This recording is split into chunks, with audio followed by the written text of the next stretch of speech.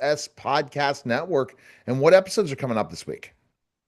How you doing, Neil? Thanks again for having me on. And yeah, so just an exciting week of stuff coming out. We continue Monday with the military effect campaign that we have been supporting and we're a part of. And this one is going to be very interesting. We got an organization called VetWork that helps with networking and building this whole veteran network thing. It's an exciting idea, and they're doing some great things. So excited to highlight them.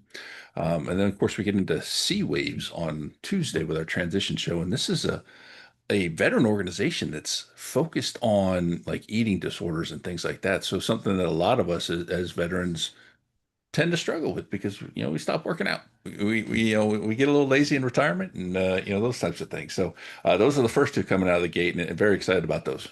All right. It's pretty cool stuff happening right there, Sean. And basically, let's talk about like your favorite show of this week that you're more really interested in tuning into because you're not always interviewing on all the shows now. So you have to go tune in later. Oh yeah, it's fun. And actually this week, the Tuesday show, I'm not on either. I had some things that I had to do, and Kingsley filled in for me, so I get to see all of them brand new this week. So pretty excited about that.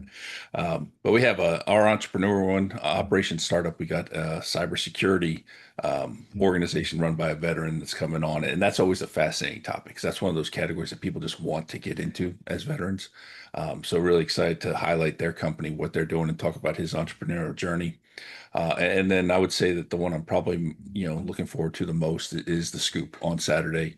Um, Kingsley sits down with two coaches, including Eric Brew, one of our co-hosts and board member, and they just have a coaching discussion, just a panel discussion on coaching. And we got three high energy individuals all trapped in one screen, just talking coaching, which is an amazing thing because a lot of veterans, I think, underestimate the importance of coaching.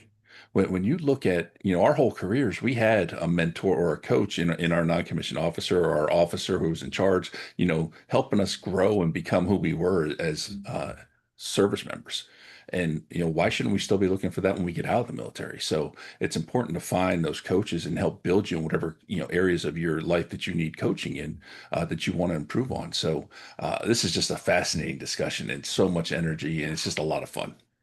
Yeah, it's definitely a lot of fun, Sean, and you can't wait to what is next in that conversation. And coaching in so many ways, such an important thing that has how you were able to go through transition, having a coach.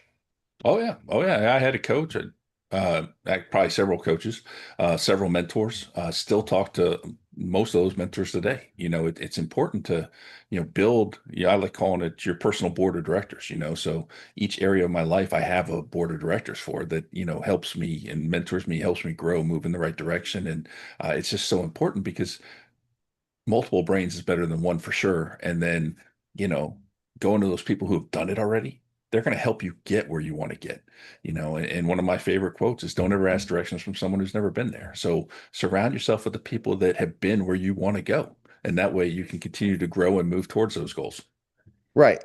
And that's the only way you can move towards those goals is going after it in so many ways. And when you talk about those three individuals, they have that energy to talk about specifically what's the best way to coach and all these different things, but different techniques, right? And that's where finding the right coach for you is important, not just going and hiring anyone, but figuring out who really speaks to you. Oh, absolutely. Definitely need different aspects of your life. And, you know, I think all of us could identify areas where we want to improve, maybe areas where we need to improve, and a coach can help you do that. And so, finding those people that are going to help you reach your goals, and finding the one that you mesh with. You don't want a yes man. You don't want someone who's just gonna prop you up. You want someone who's gonna push you, challenge you, make you want to be better. And so don't be scared to get in there and get dirty. Because that's how you're going to truly grow. Yeah, because you will, because you can be scared to get in there dirty sometimes, right? Oh yeah. Oh, yeah. It changes is scary. Transition's scary. So you find, be willing to get dirty, be willing to be challenged, be willing to grow, and if you put in the work, your transition is going to reap the benefits. You may still fail. I'm not saying you're not going to still fail at things, but you're going to have the skills and the understanding to be able to bounce back, recover, move forward, learn from your mistakes, and just continue to grow and move forward like that. And a coach can help you do all of that and help you avoid some pitfalls that are pretty common. Because there are some pretty common pitfalls that you're going to Yeah. run into, Oh, right, yeah. Sean? Oh, absolutely. I mean, uh, just trying to run a business, for example. There's so many things that go into that. You can learn it all on the internet. You can learn it all through AI. Sometimes it's Yeah, right, sometimes if it's wrong. it was so good to learn it all, Yeah, then why is it so many businesses fail, Sean?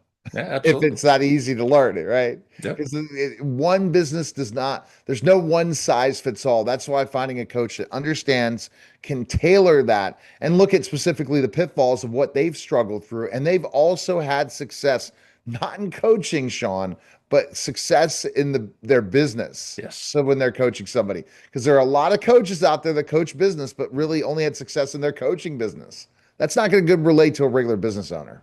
I go back to the quote I said earlier. Never ask directions from someone who's never been there.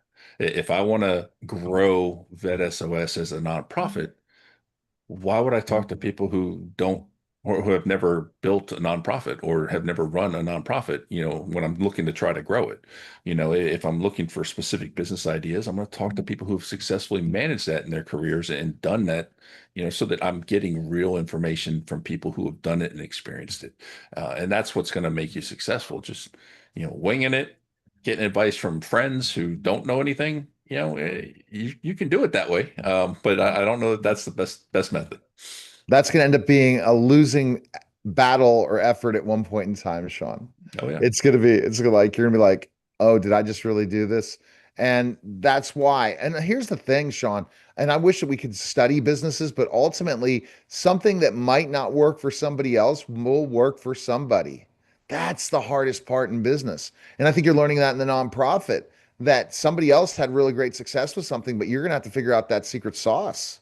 Oh, absolutely. That you can pull up countless businesses that survived and thrived in spite of the leadership. It was a great product. It was the right time. It was the right place.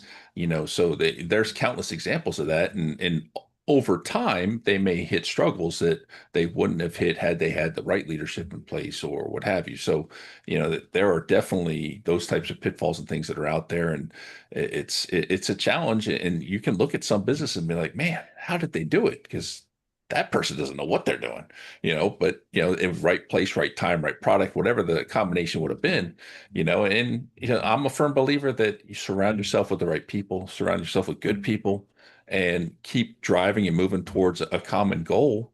You're gonna be successful. What that level of success is, that to me, that's up to God. What the impact that He wants us to have with whatever we're trying to do. That's where that's going to land. So I don't actually worry about that piece. I just want to make sure that we have the right people as a part of VetSOS. Right. The right people are the most important thing, Sean. Surround yourself with the right people and you're going to thrive. So Yep, go to vetsospodcast.com, absolutely. right? And schedule a call Sean today and his team. And really, the big things are happening. And look forward to conversation tomorrow. Next time. All right. You're listening and watching The Neil Haley Show, and we'll be back.